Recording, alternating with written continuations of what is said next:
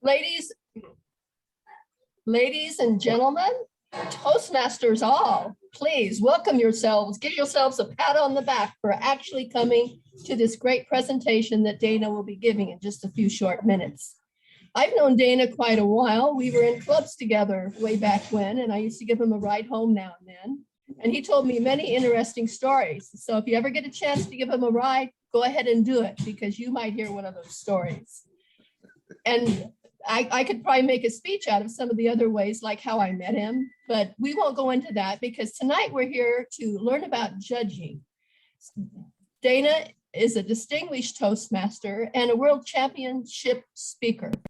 Some of you have heard about him, probably all of you. But if you haven't heard one of his presentations, you're in for a store today. You will learn something, I guarantee you.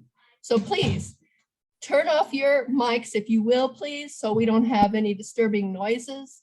And please help me welcome, before you turn it off, let's welcome in Mr. Dana LaMon. Woo-hoo-hoo.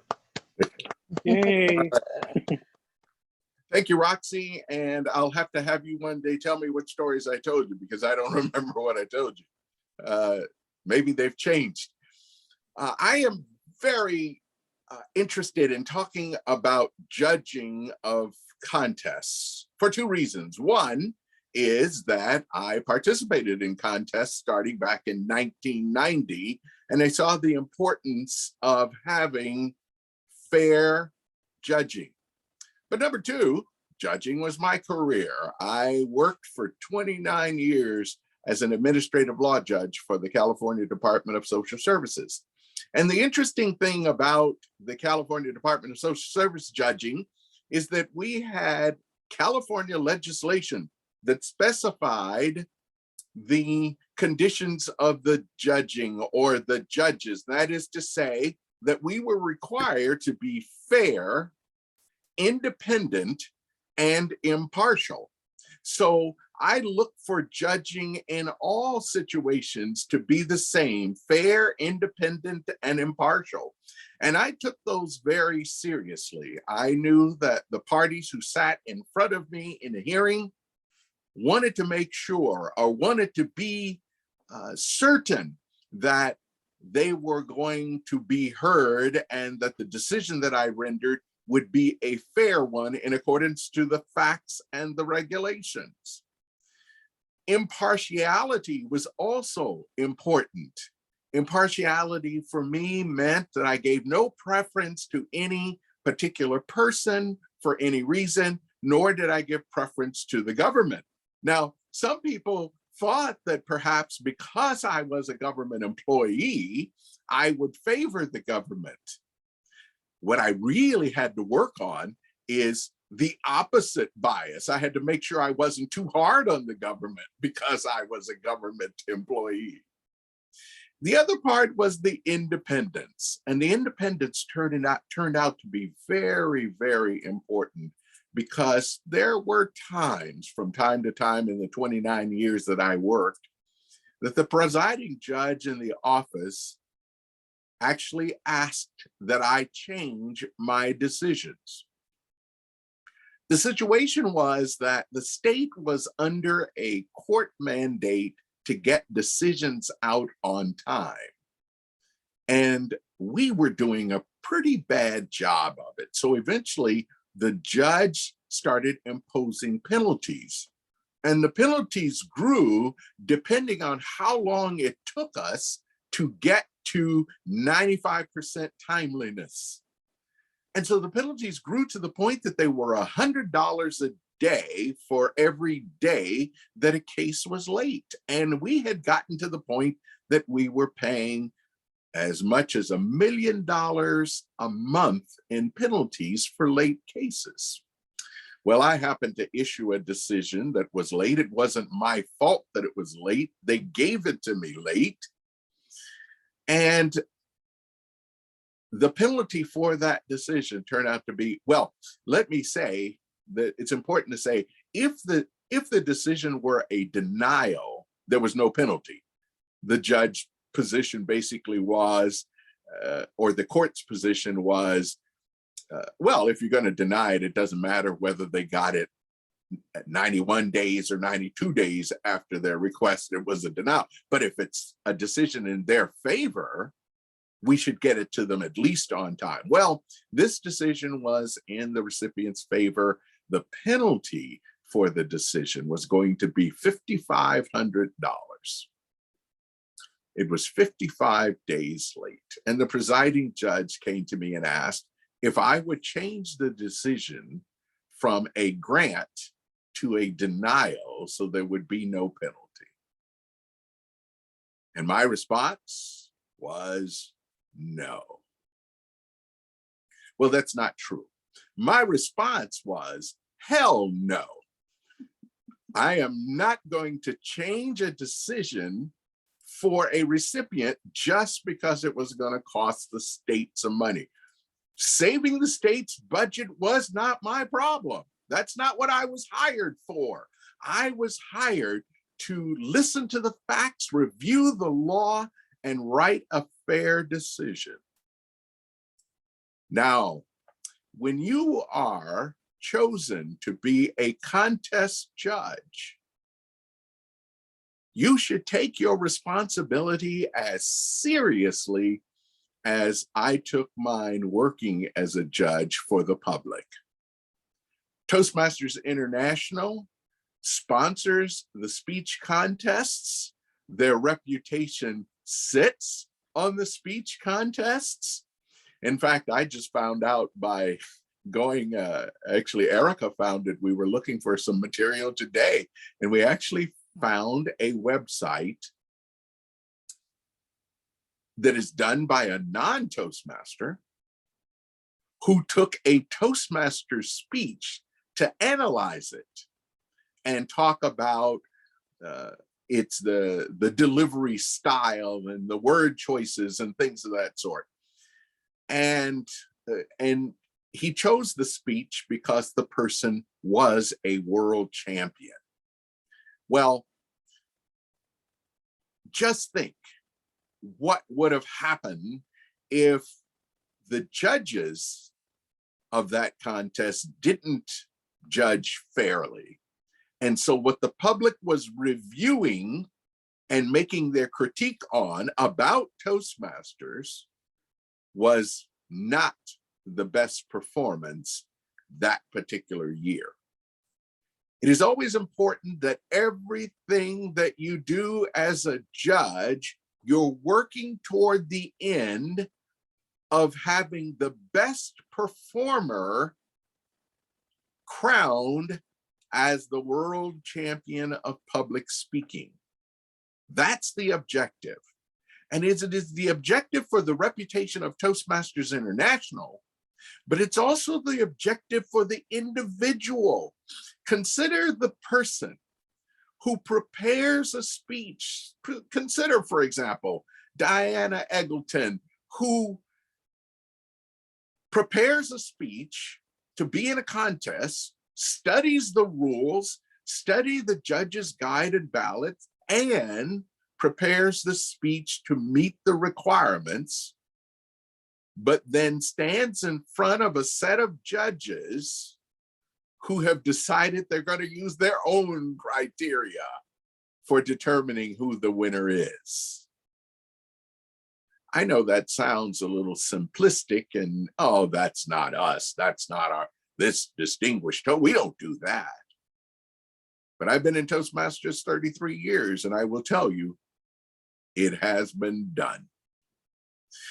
So we're going to go through and look at what you are to do as a judge.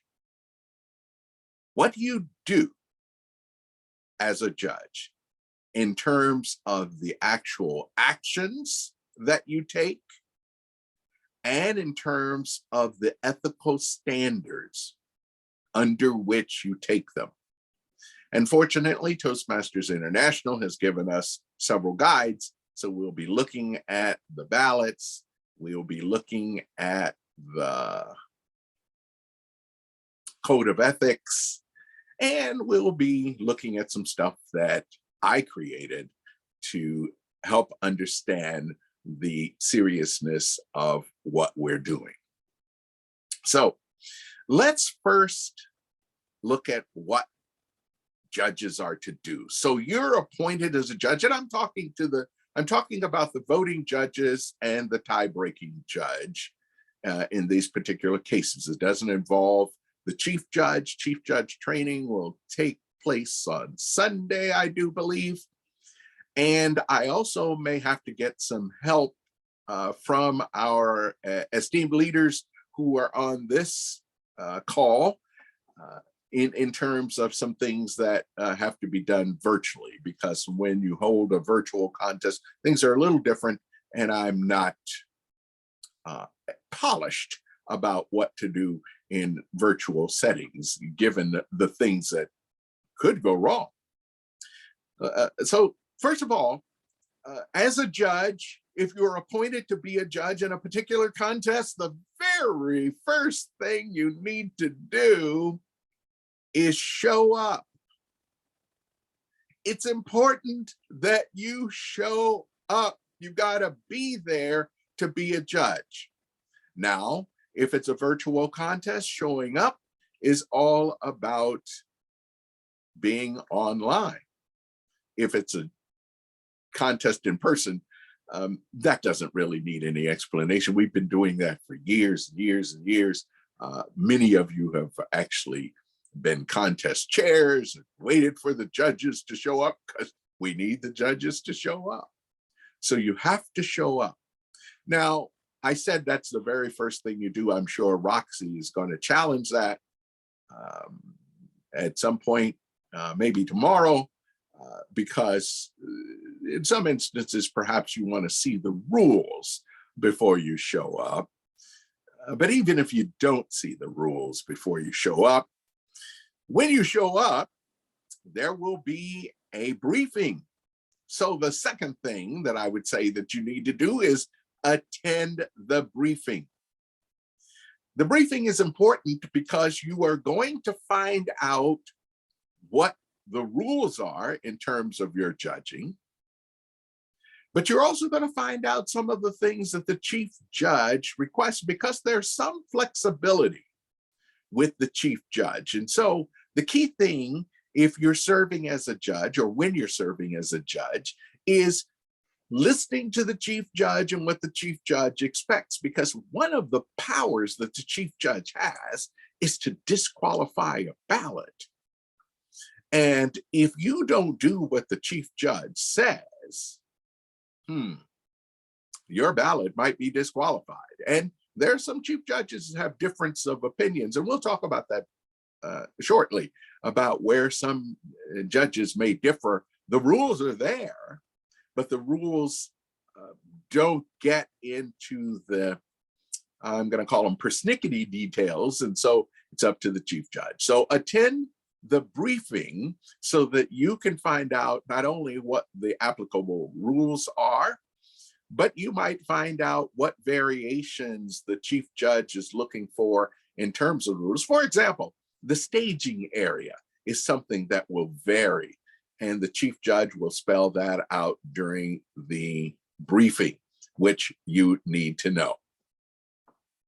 Then, while you're in the briefing, make sure that you've completed the documentation that is required and received the documentation that you need. So in the briefing, you're going to have to provide your certification of eligibility and the code of ethics.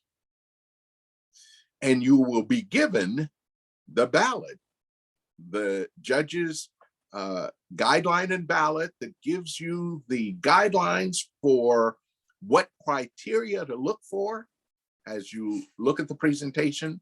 And you will be, and that ballot also shows the weight that you should give for that particular criterion that you're looking at.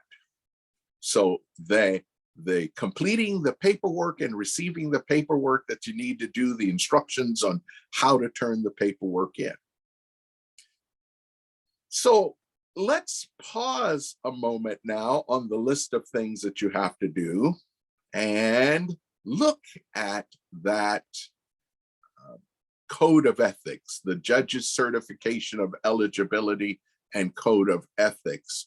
Erica will post the link and Dana will look for his papers. All right, so the judge's eligibility and code of ethics, which is form something 1170. Okay, form 1170. You'll have to sign that, so make sure you read that before you sign it. It shouldn't be necessary for a lawyer to tell you to read something before you sign. The eligibility criteria is pretty straightforward. You have to have been a member of Toastmasters, a paid member of Toastmasters. I'm not sure why they put the word paid in there. It seems to me if you haven't paid, then you're not a member, but they've got the word paid in there. You have to have been a paid member of Toastmasters for at least 6 months, which means if we're talking about a contest that's taking place, an area contest, this is at the area, division, and district level. At the club level, all paid members of the club are eligible to be judges at the club level. So even if they joined in December, they can judge a contest that takes place in January in terms of the club contest. But for area, division, and district, if that area contest is held on February 26th, that means that the judges have to have been a member at least prior to August 26th. That is a requirement of eligibility. So if you don't meet that requirement, when the chief judge asks, will you serve as a judge, or I'm looking for volunteers, then you should be willing to say, no, not willing, ready to say, no, can't do it. I haven't been a paid member for 6 months. The other requirement is that you have achieved a certain level of expertise in Toastmasters. And that is indicated by your having given at least 6 speeches from the Competent Communicator Manual, assuming you were a member before Pathways came in, or that you have completed and you have your certificate of completion of 2 levels of any pathway. So now I'm going to pause now and ask you to open your mic, because a thought just hit me. It says of any pathway. I am guessing. So, oh no, I don't have to ask the question. Never mind.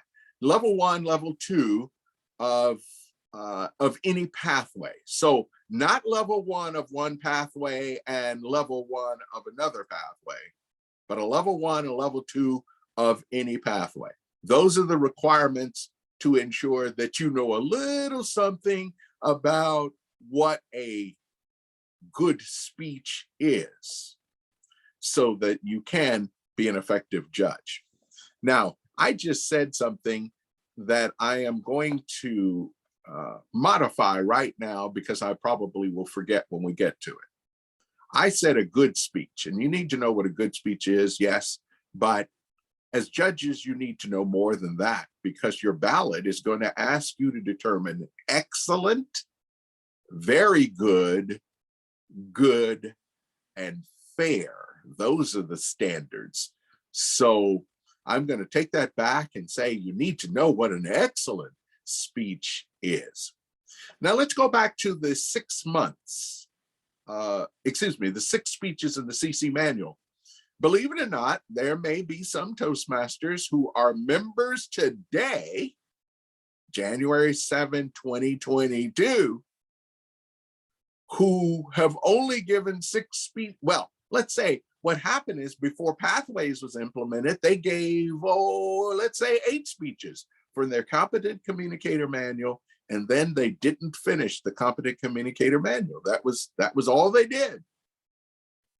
they can still serve as a judge, even though they haven't done anything on pathways, because they have established their knowledge of what an excellent speech would be, or certainly what a contest winner looks like. All right, those are the criteria that you have to meet in order to be a judge at an area, division, and district level. All right, and I'm going to pause now and allow questions. By the way, my style is that you are permitted to ask questions anytime during this presentation. I've turned my speech off, so I can't hear anything in the chat, but you can put it in the chat and Erica will let me know that there's a question, or you can raise your hand and then turn on your mic and pose the question. Any questions on eligibility or anything I've said up to now? Dana, this is Diana Eggleton, and I wondered if you could clarify, at the club level, all paid members can be judges. Does that mean they don't have to have given 6 speeches under the competent communicator or completed 2 levels within pathways? That is at absolutely the club level? That is absolutely correct. The only requirement at the club level is that they be paid members. Thank you. All right, any other questions? Hi, Dana. This is Yumi Sprague, Area D2 Director. For an area level contest, how many judges would you recommend? Let's, I'll answer that. It's an area contest? How many clubs do you have? Yes, it is. There are 15 clubs. Actually, not in your area. yes. Okay, let me clarify. We're going to be doing a combined area contest. So we would do, national speech contest for area 1, area 2, area 3. And then wrap that up. We'll announce winners. Actually, we'll announce winners for each area. And then we'll wrap that up and we'll do a combined Tall Tales contest, starting with area 1, announce the winner, area 2, announce the winner, area 3. Or we haven't actually decided whether to announce the winners at the end. But the question becomes the same folks are going to be serving as the judges, timers, vote counters. In all contests. Let me address your question later on because it gets involved and it not only involves rules, but it involves opinions. Okay, thank you. But remind me, because sometimes I forget that I say I'm going to cover it. Got it. All right. Any other questions? All right, so that's eligibility. That's one of the elements of the form that every judge must sign. The other element is on the code of ethics, and I'm going to spend a little more time on the code of ethics and talk about the pitfalls that we run into when we're dealing with the code of ethics. It seems quite obvious, especially with Toastmasters. Toastmasters is a wonderful community of nice people, but trust me, I've met some that aren't so nice. And so it may seem that you don't have to have a written code of ethics, but you do. And in the code of ethics, one of the key things, well, number one in the code of ethics is that there's objectivity. And so the code says, I will demonstrate the utmost objectivity. Utmost, that means the highest objectivity I could possibly muster up. I'm going to do that, which basically says, I am going to set aside every possible bias that a human being can have. It is Dana LaMon's opinion that that is impossible. There's something about human nature. Our biases will creep in. I don't care what. I'm going to tell you, if my daughter does a performance that looks equally as good, it looks equally as good as Roxy's daughter, I'm going to vote for my daughter. That's just the way it's going to be.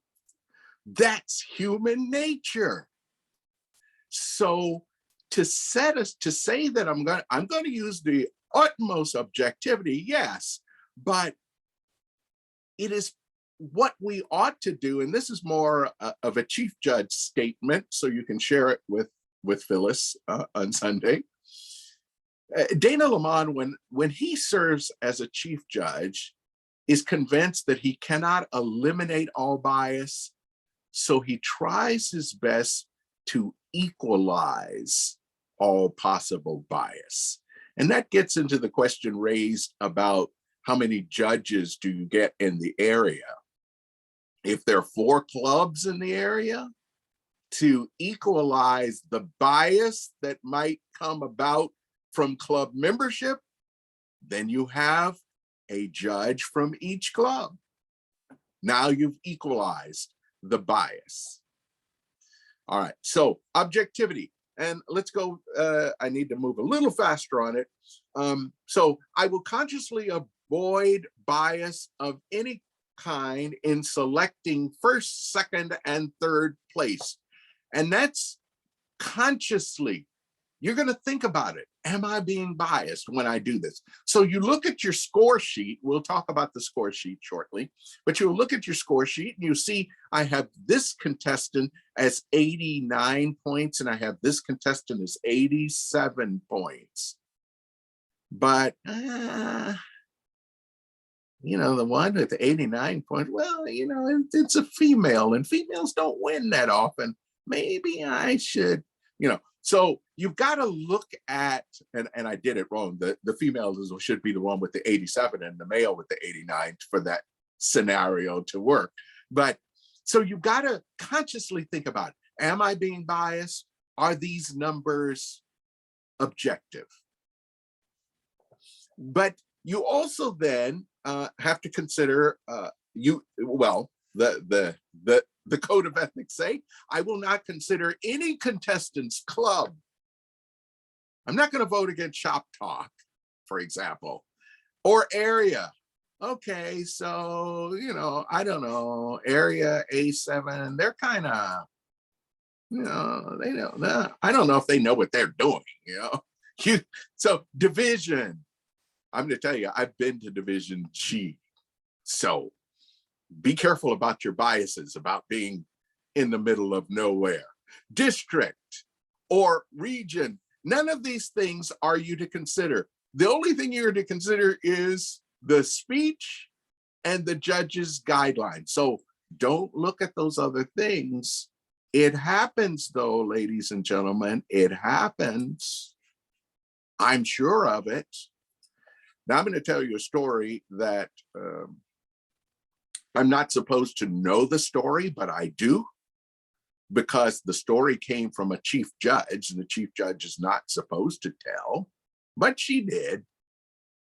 She's no longer with us here on earth. Maybe she's in Toastmasters heaven.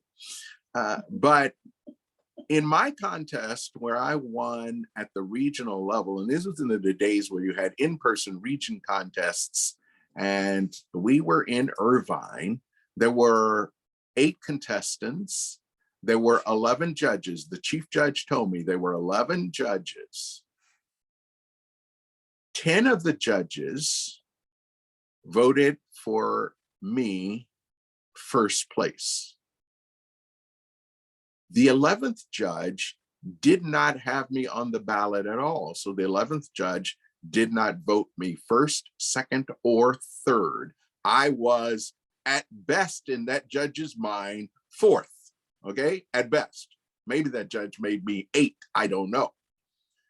The person that judge made number 1 was from the judge's district. Now, Is that an indication of bias? Not necessarily. In this case, it is, because none of the other 10 judges thought that that person was better than 4th place. In other words, they did not give that person 1st, 2nd, or 3rd. None of the other 10 judges. One judge gave 1st place. That's all that person got. And it turns out that person was from the same district. Yes, it happens. So be conscious of what's going on and follow the code of ethics with an S. It also says, I will not consider any contestant's age, sex, race, creed, national origin, disability, profession, or political beliefs. All right? So don't vote against the Republicans. Don't vote against the Democrats. Don't vote against the peace and freedom.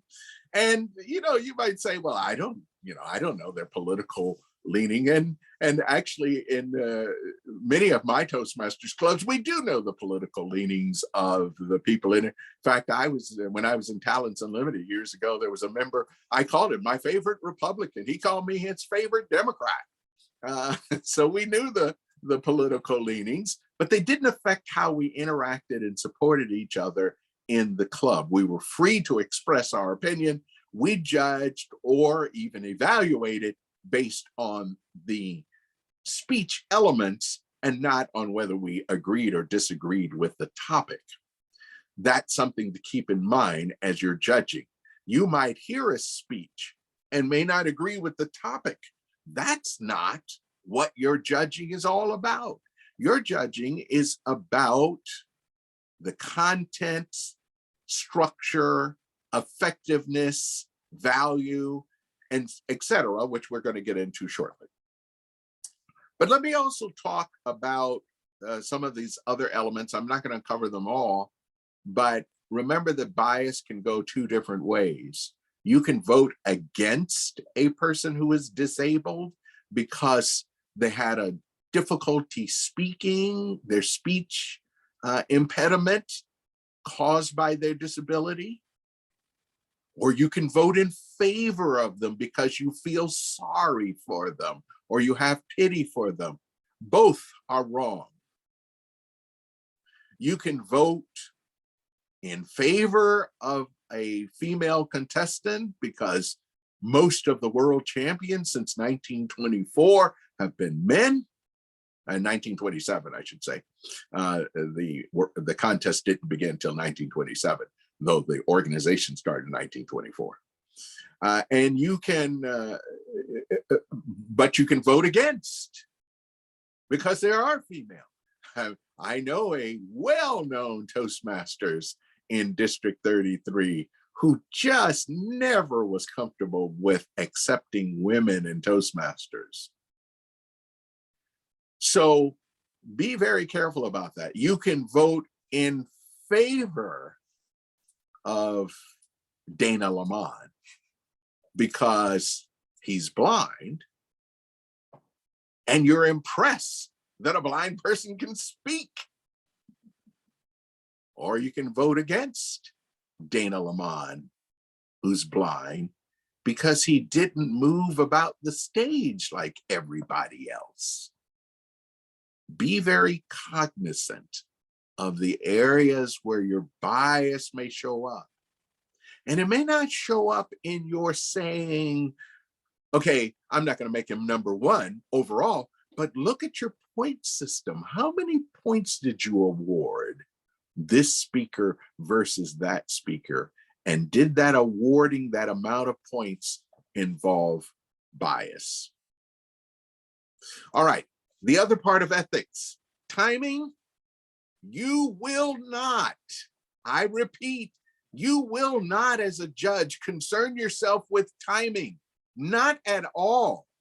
Some judges think they should, because if a speaker is under time or over time, they are disqualified and the judge will think, I don't want to waste my vote on someone who's going to be disqualified. That is not your business. You are to judge based on the criteria on the judge's ballot, and time is not on the judge's ballot. So a judge should not look at the timing. Don't look for the timer to see. Don't look for the red light or the green light. That's not your issue. It is not your issue. If you're going to be tempted, take your watch off, put it away so you don't glance at it. Timing is not your issue. You sign code of ethics that say, I won't concern myself with the time of the speech. Now, I will admit, I've sat in a contest where I said, wow, this speech has been quite long. How long have they been up there? And it turns out they were only up there 6 minutes. It's just the content made it seem so long. Anyway, don't concern yourself with timing. All right. The third element of the code of ethics, I'm calling it the loyalty to the process. The loyalty to the process, not only what I said earlier in terms of being fair and knowing what your job is as a judge, but it's also in your words and your deeds, the things that you do concerning the contest. If you didn't like it, it was an awful contest, that's fine. Make that a very private opinion and not publicly state such. That's loyalty to the contest. And also the loyalty is you're not supposed to reveal that you were a judge. Now, I admit it's very difficult to hide that fact. You know, they say, you're not supposed to tell who the judges are. You've heard that, right? Of course you have, but you've also heard this. When you finish marking your ballot, hold them up so they can be collected. It's a contradiction. We see it all the time. All right, so somebody's going to find out you were a judge. All right, so they find out, and that's okay. They don't have to find out how you judged. So you keep your voting and your point system to yourself. And which means also, I'm going to say this now so I don't forget it, the sheet where you're marking your score, you're not going to turn that in. You're going to take that home and destroy it at home. Don't drop it in the wastebasket at the venue. Don't do it. Don't do it. You think, oh, it's okay. But there's somebody going to be watching you, and they'll go right behind you and pick it up out of the wastebasket to see how you judged. Don't do it. All right. And also then, so you are free to talk to a speaker and give them advice if a contestant comes up to you.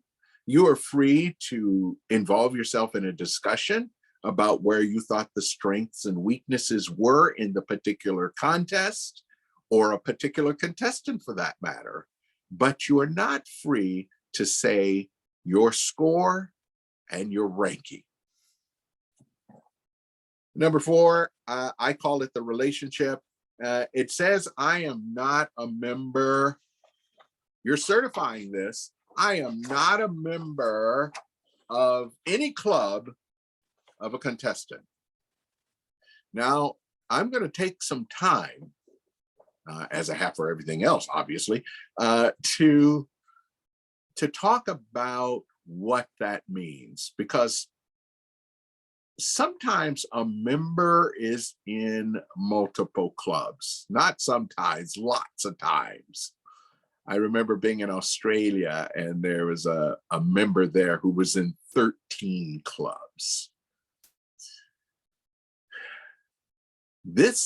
And so I've seen people, when the contestant is doing the contest interview and they ask, what club do you represent?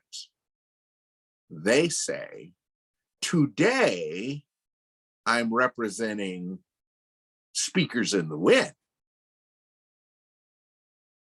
Well, they happen to be members of Speakers in the Wind, They're also a member of Y Talkers. They're also a member of the Ridgecrest Possibilitarians, and they're a member of Downtown Toastmasters in Bakersfield. All right, they're in 4. All right, that's where the contestant is. The contestant is a member in all those areas. Well, what does that mean? If you are a member of Downtown Toastmasters, you can't be a judge. If you're a member of Speakers in the Wind, you can't be a judge. If you're a member of Ridgecrest Parliamentarian, you can't be a judge. If you are a member of White Talk, you cannot be a judge. It says, I am not a member of any club of a contestant, not the one they're representing in the contest. The writers of this code could have specified that language. It would have been very easy to do that. That's not what they wrote. All right, I know there's going to be some questions on that, and in just a second, I'm going to open up for questions. All right, and the other is the conflict of interest. I have no conflict of interest with any of the contestants that would cause me to be biased. In other words, that is not my mother in the contest. That is not my boss in the contest.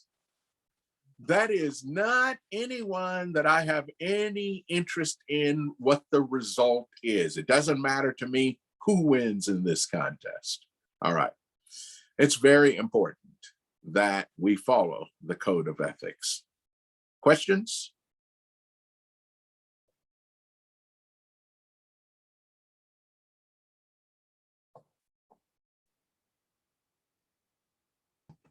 Dana, this is Carolyn Moore. My question is, so you're saying that if I'm a member of these 4 clubs, I cannot be a judge at all if those clubs are participating? No, actually, and the way I did it, well, yes, the answer is yes to your question, but the way I presented it was that a contestant was a member of all 4 of those clubs. Okay. So a contestant is a member of all 4 of those clubs. That means that the members of all of those clubs are precluded from being a judge, except at the area level, right? Because at the area level, you're supposed to have a representative from every club. But at the division level, you have a representative from every area, but not a person who's from the same club.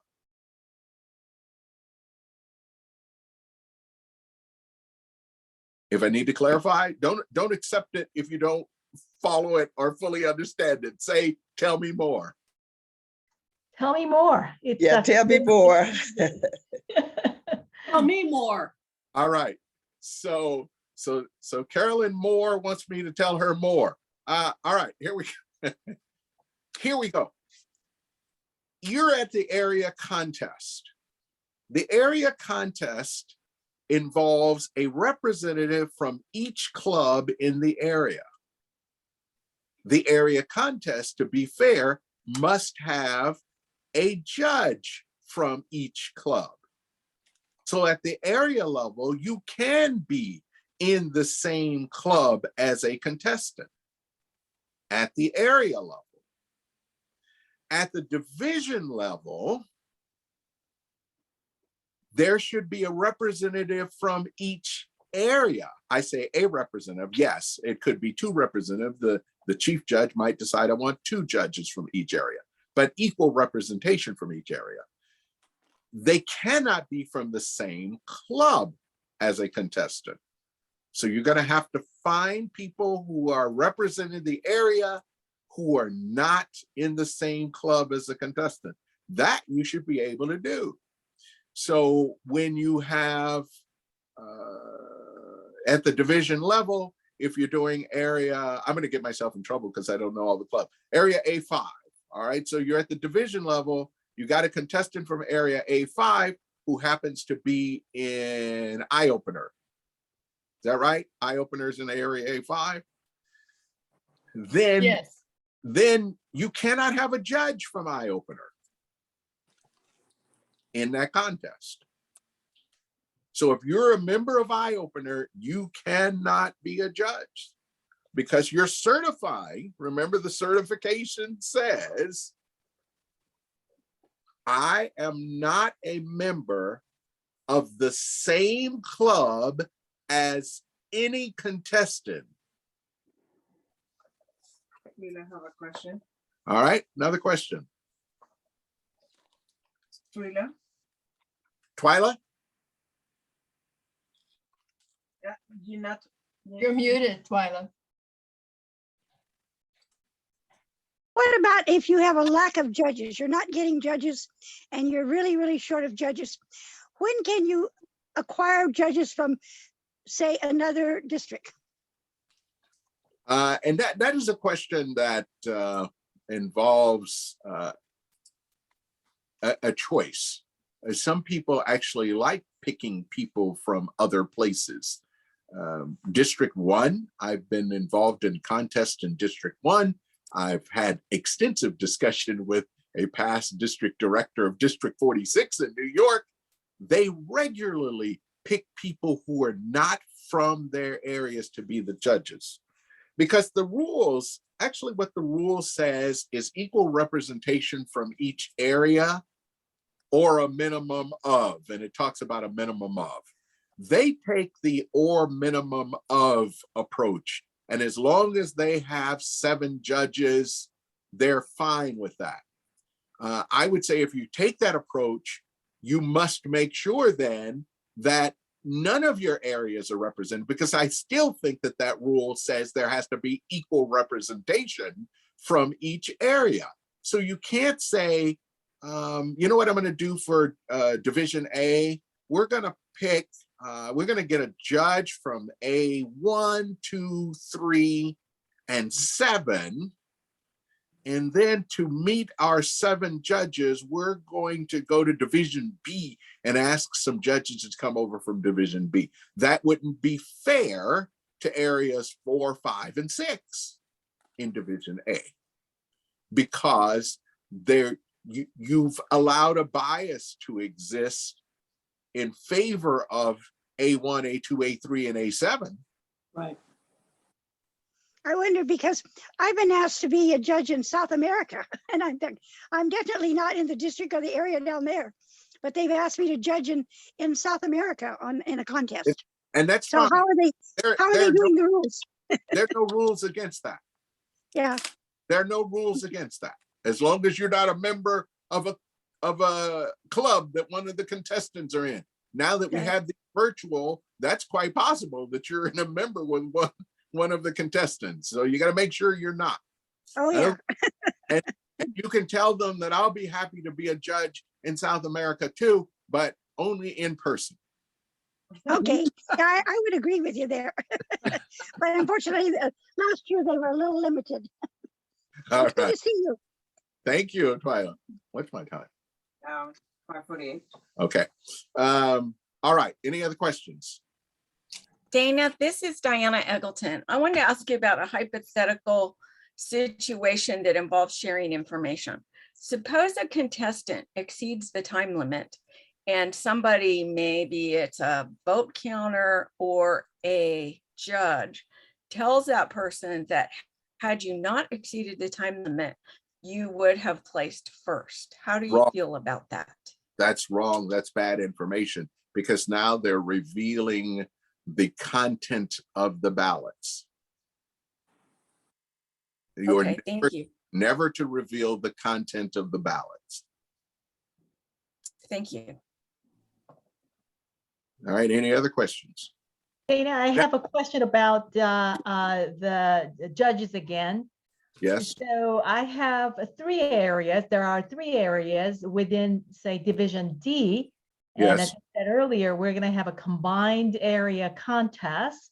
And so would it be appropriate to, say, choose a judge from each of the 3 areas, but then for the rest of the judges, say 4, we would go out of our division? yes, Okay. Thank you. you're welcome. Any other questions? All right, I've covered the code of ethics you're signing it. You're signing it. So you're putting your John Hancock or Jane Hancock on the line, saying you will be of utmost objectivity if you're a judge. Please adhere. Now, going back to our things that judges must do, remember, show up, attend the briefing, complete the documents. We just talked about a document you have to complete. One of the documents that you're going to receive is the judge's ballot. And so the rest of what you're doing in a contest has to do with this ballot. All right. So Erica will give you the link to 1172. It's on the chat. 1172 is in the chat. This is for the International Speech Contest. And pardon me if I don't have the most updated one. I pulled this one out off of my computer. I looked at my Braille notes, and the notes, there don't seem to be any. I read the latest one, and there doesn't seem to be a significant change in what the ballot is. But the things that I'll have to say are relevant, even if there's some minor changes. So you have a judge's guide and ballot. Now I'm going to repeat it. Judges, guide, and ballot. So it's for you. You're the judge. It is to guide you. And then it has a ballot for you to submit.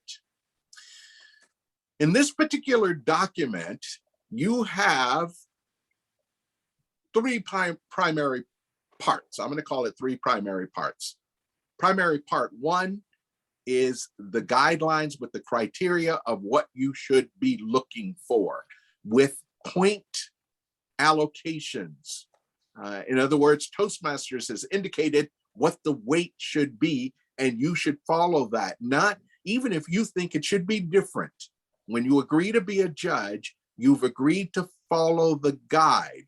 So, for example, in the International Speech Contest, 50% of your judging is about the content.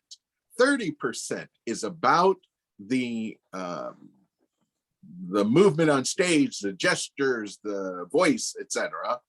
And 20% is about the language, right? That's what Toastmasters has asked you to do. So you can't decide, I want 75% to be about content, or I want 20% to be about how this person used the stage. Follow the guide with the weights that are given. Part two is the ballot itself. Part one is for you. It's your use. You write on it. You put all kinds of notes. You put numbers. You do whatever you want to do with it. Part two is the ballot. That's what you're going to turn in. You're only going to turn in your vote for first, second, and third place. And then part three, what I'm calling part three, is explanations on the criteria, what the criteria really means, giving you further guidelines on what you should do. Okay, so this ballot is important. Follow it. The reason why I'm saying it over and over again is I remember years and years ago, and people who can go back with me as far as I do, I only know that Roxy can for sure, others might. Fran Rucker was a member of Talents Unlimited Toastmasters, and she gave a humorous speech. One of the funniest speeches I have heard anyone in Toastmasters gives, and it was all about tennis shoes, sneakers. She said, what are these called? Sneakers, but these are running shoes. These are tennis. She did this whole thing about these shoes and their different names, and she showed them. They were her props. A judge went up to her afterwards at the district level and said, I couldn't vote for you because you use props. There is nothing in the rules that say you are disqualified if you use props. Now, Dana LaMon. Side note, Dana LaMon thinks there should be, but there isn't. And there's nothing on the ballot for you to say, oh, I'm going to give them 0 for using props, or I'm going to give them 10. Well, actually there is. In that one area, you can give some points for props and how well they use props. But you don't say, well, so that judge did one thing wrong. I mean, he did a couple of things wrong. One thing wrong is he went and told how he voted. But the other thing is the reason that he wouldn't vote for was beyond, outside of the ballot, outside of the criteria that Toastmasters has provided as the guideline. Now, I said that, and I haven't given you the humorous speech contest ballot, but trust me, it's there, and we'll show it. We can show it to you. I don't want to confuse you right now. I want you to hold on to what you got. So look carefully at this ballot. 50% is on content. And of that 50%, there's a weight distribution. You're going to give 20% to the structure, 15% or 15 points maximum to the effectiveness, and 15 points to the speech value. All right, that's the allocation. Even if you think, wow, this was the best idea I've ever heard in a speech, you can't give more than 15 points for it. So you can't say I'm voting them as number 1 without looking at everything else. You can give them 15 points if it's the best you've ever heard, but that doesn't automatically make them number 1 on your ballot when you turn in first, second, and third place. So follow the guidelines. Now, I'm going to do this quickly. So in the next section, you've got 30 points available, 30% to take care of props and staging and body language. That's 10 points max. 10 points max on voice. 10 points max on manner, how confident they are, how conversational versus speechifying, for example. And then you have language. And language, again, has its maximum points. Pay attention to those maximum points. And here's the reason why I'm saying this. The World Championship has, in my opinion, turned into a theatrical performance. And people tend to become very impressed with what the person can do on the stage, how they move, how swiftly they move, or how smoothly they fell on their face on the stage, or how they hung from the chair and spoke upside down. And I was in Malaysia and they were kicking soccer balls into the audience and lighting candles and doing all that kind of. They can do all of that. There's no rule against it, but how many points can you give it? That's a serious question. Open your mic and let me know. How many points can you give it? Maximum.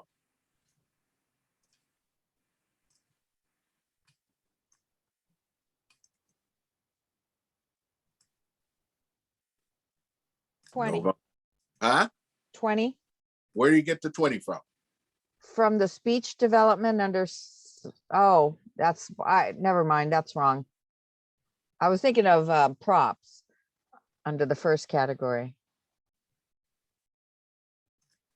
10 points. And where are you getting it from? Physical. Excelente. That is correct. And so, even though you may be impressed with a speaker who gave the entire speech standing on their head, you can't even give them 10 points, really, because physical also includes, what else does it include? I mean, they stood on their head, yes, but it's supposed to include how they use the stage and their body language. And so be very cognizant of the points, the maximum that you can give when you're looking at a particular thing that impresses you or not impress you. Now, for example, I am blind and I can't see gestures.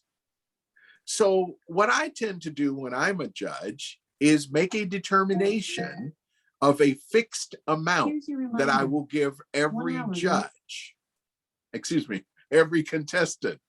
So for example, I might wake up this morning and I say, you know what, for gestures today, I'm going to give 8 points to everybody.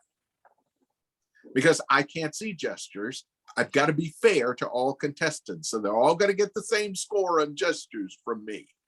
Sometimes I might give 0, but I won't give 10 because 10 doesn't give me room for noting something. Sometimes there's a gesture that a person gives that you can hear, like they pop their finger. Oh, my fingers are too old. They're not popping. I can't pop my finger. But they might hit their fists in their hand, or yeah, thank you, Erica. Erica's popping their finger. They may do a gesture that I can hear. They may stomp their foot. So if I can hear and know that gesture and it fits with what they're saying, I want to give them a little something. So I might go in and say, you know what, I'm going to give everybody 7 points on gestures, but when I have that special one that I heard something extra, then I'll give them 8. So the key thing is being fair. Whatever system that you use, whatever you determine is going to be how you allocate those points. Be consistent for every speaker. Every speaker. If you're going to go in increments of 2, that's up to you. You want to do increments of 0.5, that's up to you. You're the judge. How you assign those points, you're the judge. Maximum, that's Toastmasters. You keep the maximum as Toastmaster indicates. But be the same, be equal for every judge. All right. Before I take questions on that, I want you to watch the speech. I don't want to get too far away from this. We're going to watch a speech. I want you to look at your ballot as you watch the speech and tell me what you think. All right, here we go. Oh, you're not ready? Oh, okay. So while Erica's setting that up, let me talk about the ballot part. Very quickly. Follow the instructions. Ballot part. You're going to mark first, second, and third. First, second, and third. What places are you going to mark, Carolyn? First, second, third. What places are you going to mark, Leslie? First, second, third. Because if you leave one of them blank, your ballot is going to be disqualified. It's not going to be counted. Oh, wait. It's going to. Oh, you're going to have to not turn it on yet. Okay. So it's going to be disqualified unless there's only 2 contestants. And if there's only 2 contestants, you're going to mark 1 and 2. You see, when you're voting for city council, perhaps, or when you're voting for school board, and you can elect up to 3, it says up to 3. You can vote for only 1. You say, you know what, I'm only going to vote for this one. I'm not going to give my vote to anybody else. That's legal in those elections. But in Toastmasters judging, you have to mark first, second, and third. You can't say, you know what, I'm going to give first place to John Marcus because I really want him to win, and I'm not going to give any points to anybody else. You know what turns out? If you do that, John Marcus is not going to get any points either. First, second, and third. You must mark first, second, and third. You also must make it clear as to who you're marking. You must make it clear. The judge, the chief judge, and the ballot counters should not have to guess at what you meant. Now, here's where you get some differences of opinions. Dana says, as long as I know who you're voting for and I don't have to guess, I'm going to count your ballot. A chief judge might say, I'm not going to count your ballot unless I see first and last names of contestants. Or unless I see last names of contestants. So, for example, I'll give you Dana's example. There's a contestant named Mary, a contestant named Sally, and a contestant named Julio. All right. So if you wrote on your ballot, Sally, Mary, Julio, I'm going to count it because there's no question about who you're voting for. But there's some judges that might say, and some chief judges might say, I'm not going to count your ballot because you didn't put their last names. I don't think that that's fair, but the rules don't specify it. So that is one of those areas where a chief judge can impose their opinion. There's a question then. Okay, question. Judges are not allowed to judge the speaker if they have judged him in a previous contest. I want you to comment on that. Yes, let's hold that question. Let's watch the video first. Yes, because now that you brought that up, thank you for that question, but it brought up something else that I left out on eligibility. So remind me, come back to eligibility. All right, go ahead. You ready? Let's mute you. Okay, she's got to mute me so it doesn't confuse it.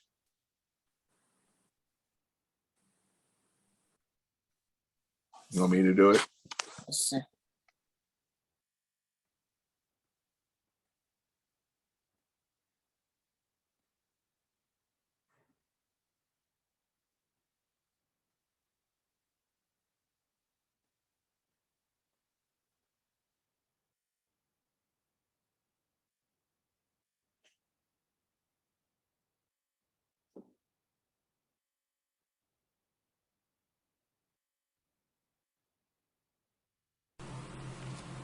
Our eighth speaker, Mark Hunter, a sink full of green tomatoes. A sink full of green tomatoes, Mark Hunter. Thank you. Okay. Thank you. Thank you.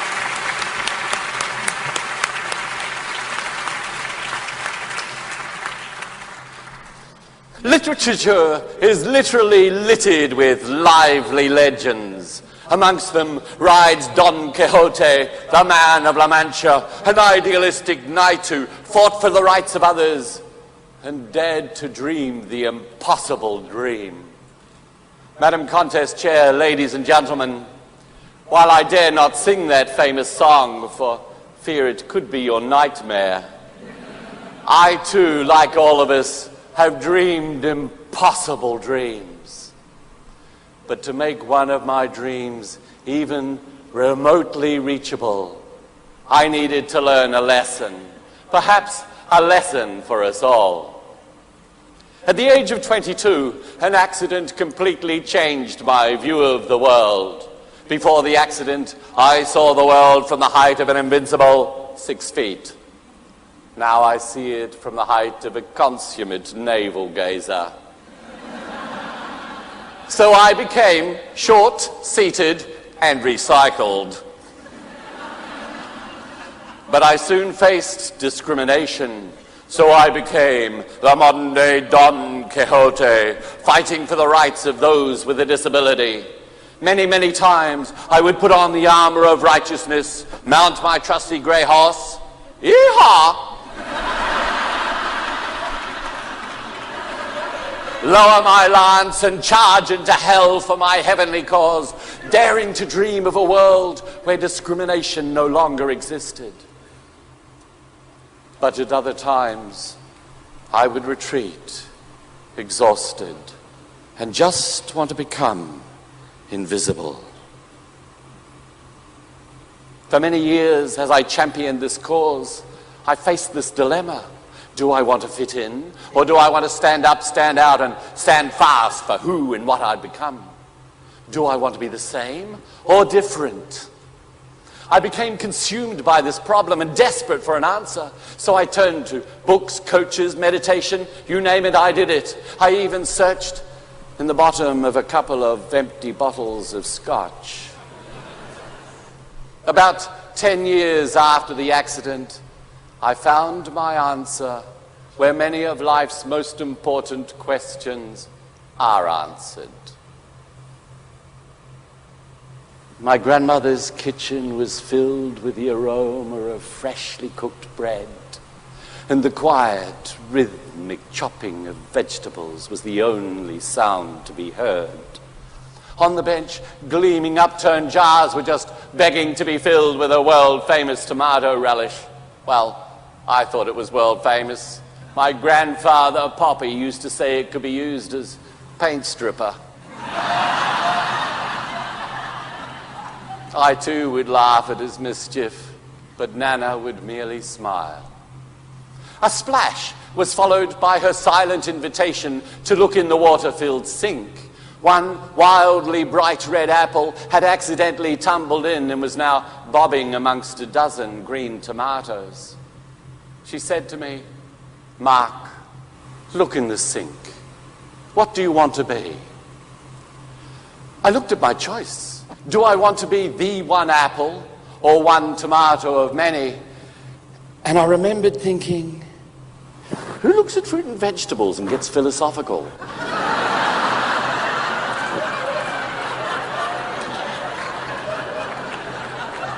So how did I answer Nana? As I watched her, I finally understood her wisdom. "Nana," I said. She stopped, turned, waited. "Nana, I so want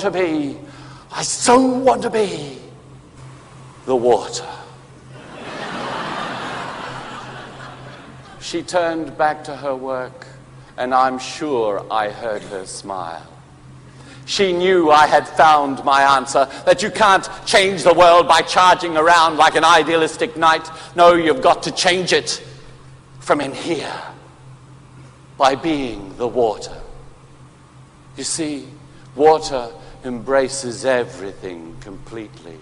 It doesn't differentiate young from old, black from white, tall from navel gazers. It simply encompasses all.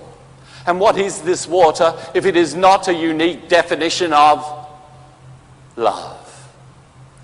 A definition supported by Deepak Chopra when he says, for love to be real, it has to flow out and around that which is loved. This water is liquid love. When I am the water, no, when we are the water, the need to fight the good fight no longer exists. The need to work out whether we're the same or different no longer exists. When we love with the intimacy of water, difference doesn't exist. It's what this liquid love does. And so, with my new understanding, I began to change my world from in here. Ladies and gentlemen, in an ordinary kitchen, I learnt an extraordinary lesson, one which enabled me to take off my armor and get off my horse, not literally. I learned from my grandmother that it doesn't matter how we're different. What matters is how we love. And so this morning, I leave you with her wisdom, that in a sink full of green tomatoes and one wildly bright red apple, there is so much to be gained from being the water. Madam Chairman.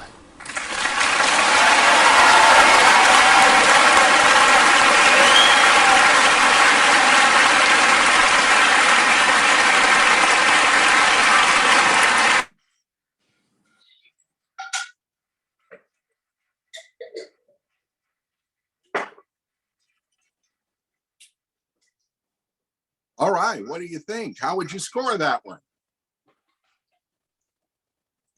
98. 98. Anybody else? I didn't find the value of the speech, so I would have to say if it's 50%, so it'd be 15 plus 30. I'd say maybe like 75. Okay. Anybody else? I would give it about 90. I thought it Okay. was excellent. It could even be maybe 92 or 3. Anyone else? 88. Okay, thank you. Anyone else?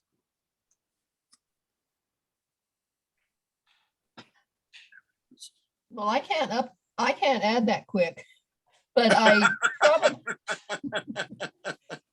would probably mark him down because his movement became a detraction from his message to me. And his message, I didn't quite connect the water as well in the apple, and I didn't connect it all. So he didn't connect with me for his whole theme, even though I thought it was lovely and he had some very good body movements, but rolling back and forth so much, I could probably heard more detail if he would have just moved a few less times. Uh-huh. Anyone else? This is all good.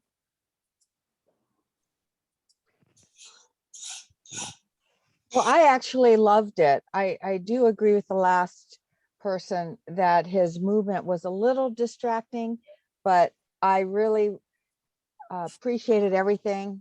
I would have scored him highly in the 90s and thought he did a really good job. And you know what's interesting is I had no idea he was moving. That's He because kept I rolling looked back and at forth. the video, so I'm just hearing the speech. Mhm. As opposed to 2018 world champion, I listened to that speech and I heard the movement. She had some very noisy shoes on, and every time she moved on the stage, I heard it. So it's very interesting, the things that you pick out and how you decide to market. And it is okay. You're the judge. That's what you're supposed to do. You're just supposed to be equal with everybody. That's all. So you can have a person who gives this speech a 98 and somebody else could give it a 63. But then when they turn in their ballot, they still both made them number one. Because it is not, you know, the standard that you use for assigning your points, that's you. But if you do it equally, you're still going to pick the right one. And when I say the right one, the one that a majority of the audience thinks this is the one. By the way, that was the 2009 world champion of public speaking.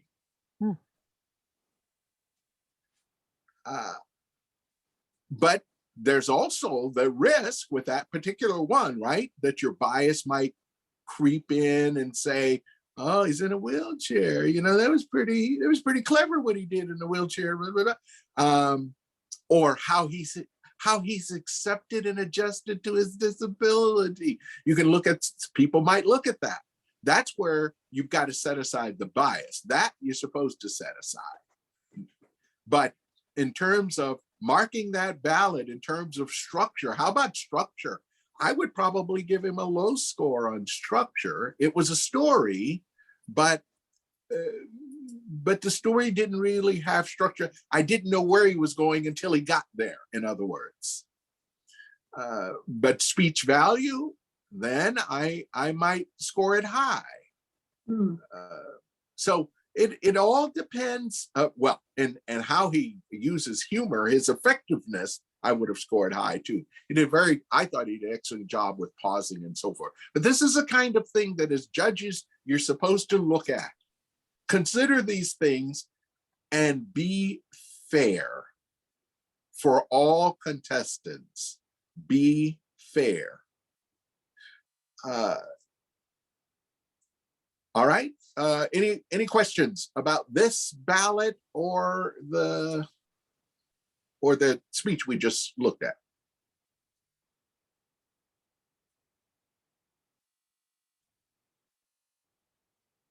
No questions. Okay then. 6:19 p.m. Dana? Yes. I have a question. This is Yumi Sprague. I have a question on the deciding on the announcing the winners. Yes. So as long as we have 3 or more contestants in a category, are we obligated to, do we have to announce the first, second, and third place people? Yeah, the rules say as if you have at least 3, you must announce third place, second place, first place in that Okay. order. Got it. Yeah. Thank you very much, because Yeah. I was at a contest where only the first place was announced, and the announcement was made that could be allowed, but there were at least 3 contestants, and I've always wanted to find out what we're supposed to do. So thanks for that. And that was a Toastmaster contest? Yes, it was. Yeah, a Toastmaster contest, if there's a minimum of 3, you have to announce 3, 2, and 1. That is not, that is, and the Toastmaster rule also says you announce, if there is only 2 contestants, you announce second and first. Dana LaMon has a different opinion on that, but we're training on Toastmasters. I wrote a book called Master the Ceremonies, and in Master the Ceremonies, I say something different about the presentation of awards.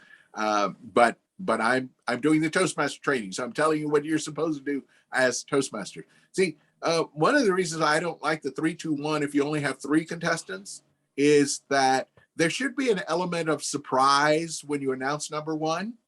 But there isn't. When you have 3 contestants and you're announcing 3, 2, 1, when you say who second place is, you're going to get a resounding cheer.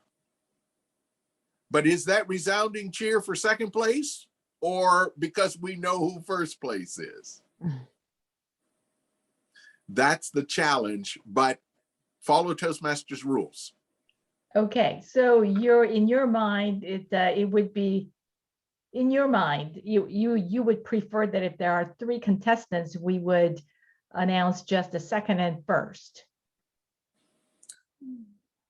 Actually, my rules say that you would only announce first.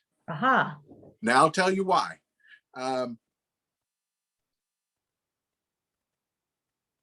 The other rule that I include in Master the Ceremonies is you never leave a loser alone. So you don't announce second and first, and you have this one other person who doesn't get an announcement. Maybe. So I would award, if I were modifying Toastmasters rules, here's what I would say. You're going to give 3 trophies. You are going to give first, second, and third place trophies. You're only going to announce first place. But I didn't write Toastmasters rules, and they didn't. Okay. Got it. Thank you. You're welcome. Any other questions? Are they? Oh, so let's go back to this eligibility criteria.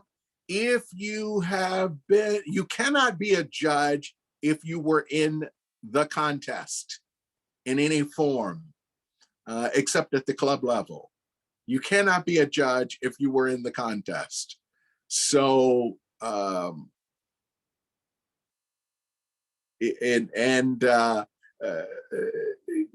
or you anticipate to be in a contest. So maybe your club hasn't had a contest yet, but you are asked to judge somewhere else.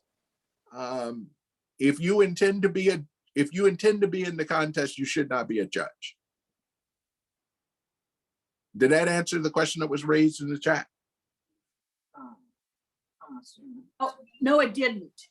The question in the chat is a little different. Yes. This was judges are not allowed to judge the speakers if they've judged them in a previous contest. That as worded is wrong. Okay. You have to tell me more about the previous contest. Okay. You're talking about in the same year? I'm talking about, this is a comment that was made. So if that person would like to bring it up, I would like to know. Hi, can you comment on this comment? Okay. let's see, it sounds like it was made in reference to, okay, so if you are judging in an area contest, can you judge the same contestants in a division contest? Well, if you, I don't think Toastmasters rules say you cannot. I have to check that. But Okay, Dana's rules on fairness says you should not, because you have a bias already. You've heard them before. okay, So Dana's rules say you should not, but I'd have to check the Toastmasters rules to say if you're actually excluded. okay. Okay, thank you so much. Anything else? Anything I've left out that I promised I was going to cover later and I didn't cover? Dana, this is Diana Eggleton. I just I'm going to wanted to start charging clarify. you, Diana. Go ahead. At the club level, we may have people who enter one contest but not the other. So let's say for the Tall Tales contest, we have a contestant who then becomes a judge in the international That's fine. contest. That's So we're fine. looking, so it's one contest setting, but it's two separate contests. That's fine. It's not the Okay. same category. Okay, thank you. Yeah. Anything else? What's my time? 6:26. Okay, it's 6:26. We could wrap up, or if you don't mind another 10 minutes, I have one other exercise that shows the importance of your doing your job right. Okay. Roxy, Debbie, what do you think? Go for it. Okay. Erica, you can post. I am going to show you the results. Erica's going to post it. We're going to show you the results of a contest, a made-up contest. I made this up. I want you to look at the results, the ballots that were collected by the chief judge, and they're to be counted. I want you to serve as the counters. Look at the ballot, count it up for me, if you would, and tell me who the winner is.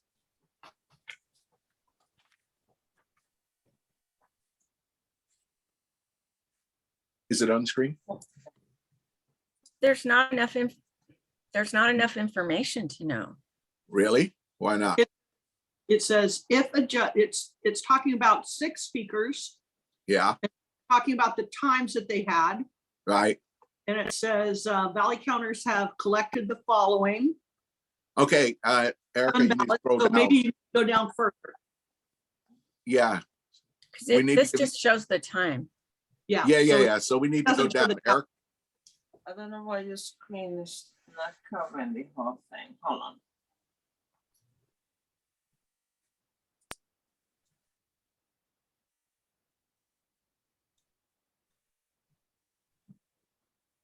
I should.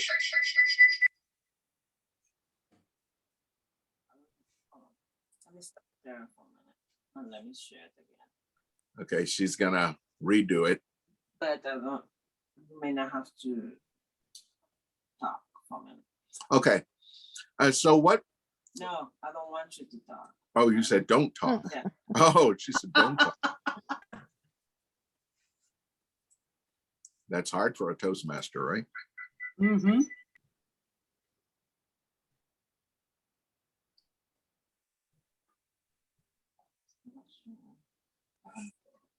Hold on.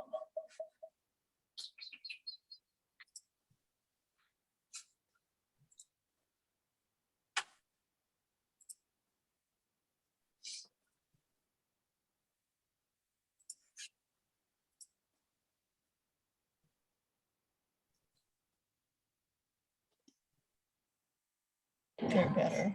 You need to scroll it up a little bit there, Erica. Oh, there you go. So do you see the ballot results? Yes, now we do. Yes, we see both now. Okay, Good. So we want to I don't see the scores. Well, it's described. Says, please determine first, second, and third winners of the Yeah. contest. And then it lists the order of 1, 2, and 3. Right. And so first place, you get 3 Oh. points. First place, you get 3 points. Second place gets 2 points. Third place gets 1 point. So what you want to do is, if you're doing it on paper and a pen, is make yourself a chart of the 6 speakers and give them their points for each judge. Looks like there's a tie. And there is a tie-breaking winner, looks like.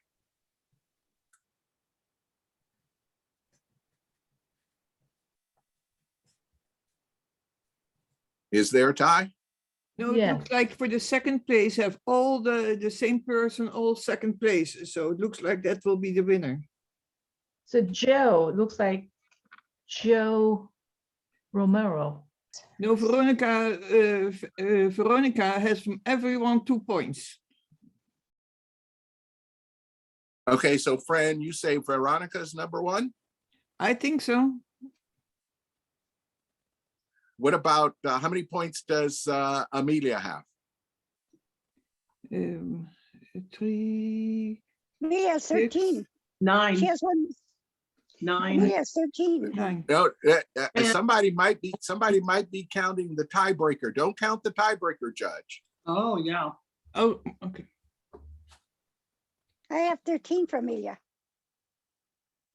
Wait, no, I take it back. There's more for Amelia. There's another one. Let's see here.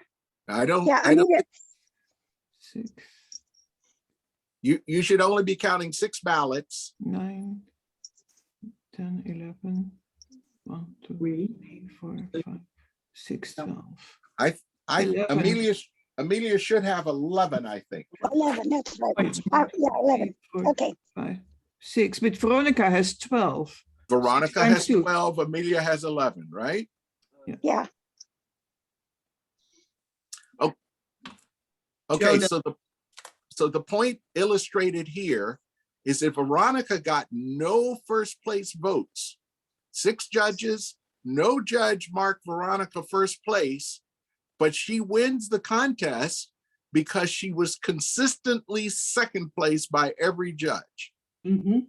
That is possible. That can happen. And in fact, I saw it happen, and not in a Toastmasters contest, but in a contest of high school students that use the same scoring that Toastmasters does.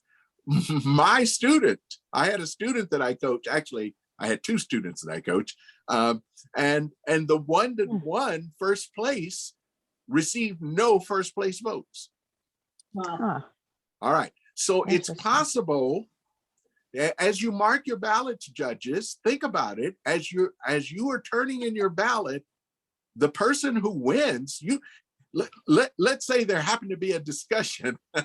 Let's say there happened to be a discussion. It shouldn't be, but the judges get together and say, are you surprised that Veronica won? I didn't vote for Veronica first place. And the other one said, I didn't either. I voted for second. So did I. I voted for second. I voted for a second too. And they said, how did she get first place if we all voted for a second? That's exactly how she got first place, because you all voted for her second consistently, where the others were all over the board. So a person can be first place in a contest and receive no first place votes from a judge. Now, one more piece that I want to do for you. This is the main part of this exercise. Suppose that ballot E, is that right? It's ballot E. Is Joe, Veronica, and Amelia. Yes, suppose that ballot E is disqualified because the judge did not sign his name. Then who wins? Amelia. Now tell me why Amelia wins. It's a tiebreaker. End up a Tiebreaker. tie. Then Amelia won because she was in front of Veronica. That's exactly right. Thank you, Yingming. That is exactly right. If Joe's ballot is disqualified, then there's a tie between Amelia and Veronica. Because if Joe's ballot remember, Veronica had 12 points, Amelia had 11. If Joe's ballot is disqualified, Veronica loses 2, that gives her 10. Amelia loses 1, that gives her 10. It's a tie. And now we have to look at the tiebreaker's ballot. We look at the tiebreaker's ballot, and the tiebreaker placed Amelia above Veronica. It doesn't matter what actual position the tiebreaker puts them in. The key thing was their relative position, and that is Amelia was above Veronica. So Amelia wins that contest. Now, I created that exercise to show you, judges, if you don't do your job right, who wins? And I actually saw this happen in a contest where a judge was instructed, there are only 2 contestants. There's only 2, you must mark first and second. That was told over and over again. There's 2 contestants, you must mark first and second. One judge only marked first. So the ballot was disqualified, and the tiebreaker ballot had to be used, and a different person won. If that judge had marked first and second as they were instructed to do, the person they marked first place would have been the winner. But they were not the winner because they didn't follow instructions. Judges, when you accept the responsibility of being a judge, it's not a simple job. It's not a job of little value. It's extreme. It is the difference between who is the world champion and who isn't. And so I encourage you to take the job with all seriousness, following the Toastmasters rules, the code of ethics, and doing the best job that you can. Thank you, fellow Toastmasters. Thank you, Dana. Thank you, Dana. Sorry. I go have ahead. a question. I have a question for you, Dana. It's okay to take the question, Roxy, Debbie? Yes. Go ahead. When is your next book coming out, Dana? Oh. Twyla, I have become book lazy. Uh-huh. I probably have 3 or 4 in process. Okay. Well, Excellent. hurry. I'm waiting. Thank you, Twyla. Is Master of the Ceremonies available? It is. You'd have to go to my website. Toastmasters used to sell it. They don't anymore. So you would have to go to danalamon.com and go to the store and order it. You'd end up ordering through PayPal. Okay, terrific. Thank you so much. Really All right. enjoyed this. Dana, did I see a disqualification on those speakers? I noticed that there was one speaker who clocked in at 7 minutes and 34 seconds. That speaker, yes, that speaker would have been disqualified. I put it in there as a sneaky thing to because I knew that some judge is going to pick it out. Judges aren't supposed to care about the time. Got it. And was by a the way, it setup. wasn't a real contest. I made it up. That was a setup, huh? Yeah, I see. yeah, it was a setup. Got it. Good one. Anything else? Very good This- tonight. Very good, Dana. Thank you Thank so you. much. It was fun. Thank you for the opportunity. Thank you. Thank We you very appreciate Thank it. you. Bye-bye. All right, good luck. Bye. Bye. Good night. Good night, everybody. Stay healthy. Good night. That was No. a great job. Woo-hoo! Awesome. Night.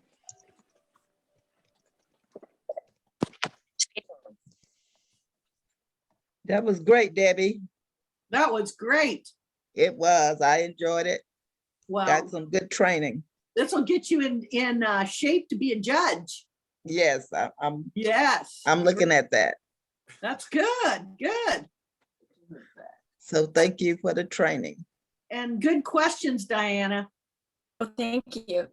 But I'm going to Dana, charge you, I Diana. wanted to, I know, I'm expensive. Or you're expensive. You're worth it though. I wanted to tell you that after you came to China Lake and to Point Mugu and gave the speeches on creating a disability-friendly workplace, because you did such a good job, I received a prestigious Equal Employment Opportunity Award. And it was a surprise, but it just shows testament to what impact you had on the managers that attended those sessions. Well, congratulations to you. I'm glad. Thank you. I tell people all the time in my speaking business, my job is to make the person who invited me to speak look good. Well, you exceeded expectations. Thank you. I enjoyed that those presentations. And so did the audience. I retired 3 years ago, so oh, did you? I can't do that anymore. Ah, yes. I think that's so I'm very happy now. It's that's happened to me a lot where I've spoken places and I've made contact and I said, oh, you know, if I do well enough, they'll invite me back, but everybody's retired. I'm going to have to find a new set of connections. Yeah. Of course, this pandemic is keeping me home. I don't mind being home for a while, but I'd also look forward to being back on the stage one day. Uh-huh. All well, right. We're open in Bakersfield. We're doing physical meetings. Are you? Oh yeah. Now that's a little different for me for Toastmasters. You know, the thing about I'm in 2 Toastmasters. Actually, I'm in 3. I joined one this week, but they're all going to be virtual, and I'm happy with staying with virtual. The one I just joined, it is an international club, and it's a club of parliamentarians, and we have members from Australia, as well as Canada, United States. So it's always going to be virtual. I'm in a club in Los Angeles that I hope stays virtual because it takes me 3 hours to get down there if I'm in person. And our local club, the one that I wouldn't mind meeting in person for, it now has members who are in Van Nuys, Long Beach, and Michigan. So they want to stay virtual. Well, we're virtual, but we have a hybrid component. So we've figured out how to use cameras, and it works. But it has taken a long time. We started working on it probably almost a year, like in February of last year. Yeah. That's one of the things that I would think would have to take some getting used to, and making sure you have the right equipment and someone knows how to operate it and position it, and that you're always going to have a signal.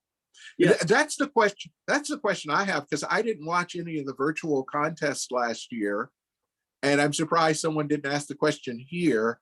What happens if a judge loses signal while judging a contest?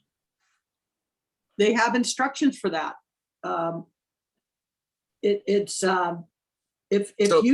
you miss it, if you miss the presentation, then you just are disqualified. You disqualify yourself. You just say that you can't. You're disqualified as a judge altogether? For that competition, yes. So you know what? Theoretically, then you could lose all your judges. If it's a blackout for the whole thing, then what they do is they wait to fix it. And I'm saying theoretically you could lose all your judges. Let's say you have a contest. Let's say you have 6 judges. You have a contest with 6 speakers, and when speaker 1 is speaking, one of the judges lose contact. Speaker 2 is speaking, and another judge loses contact, and so forth. So you end up with no judges. Yeah, I don't know that would happen. We've had the person who is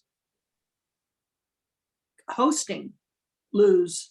But it goes to the speaker to resume their speech. It depends on how long where they left off. where they left off, or if it's if it's closer to the beginning, they can start at the beginning. But they have it all timed up. I saw a high school contest and I didn't like the way they handle it. The students' camera froze. Yes. And they let her start again. And it froze again and they let her start again. Mm-hmm. And it froze again and they let her start again. And she finished her speech. That's fine. What disturbed me a little bit is she also won the contest. And wow. I thought that was a little, it looked a little unfair after you see the results. And you said, well, she won the contest and she had 3 starts. You know, it's right. Like, I guess if you let any of those speakers, if you let me practice and get used to it and start over again, I might do a better job. I've seen situations where they've added 30 seconds when somebody was disconnected. And I can't remember exactly what the regulations are. Yeah. You know, in terms of timing of the speech, if there's, the rule is if there's a defective time device, then, or defective, something goes wrong in terms of the timing, you add 30 seconds. That's been a Toastmaster rule ever since I've been in Toastmasters. I would think that video would allow a little more time. I think that reconnecting via Zoom, for example, takes more than 30 seconds. But you know, they're interesting challenges. And I looked for rules. Debbie, are they in a different place? Rules governing there is a hand on just virtual? a full contest. But I tried, when you mentioned that I might be helping with some answers on virtual, I started looking. I could not find it, but I've seen it. Yeah. Okay. I've seen it, so I need to find it. Yeah, it will be very interesting to have that at hand because just the things that can go wrong. Right. Yeah, and they used it last year. Yeah, right. Miss Debbie? Yes, sir. Yes. Hi, Ryan. Hey, sweetie. I was unable to make it for a good portion of this. Could you send me the recording? Yes. I'd appreciate that. Thank you. I'll try. I won't be putting it together. In fact, that reminds me to turn it off. So thank you. Okay. And are you going to post it on the District 33 website, or is it was this just? Yeah, was this just for Division A? We have a YouTube.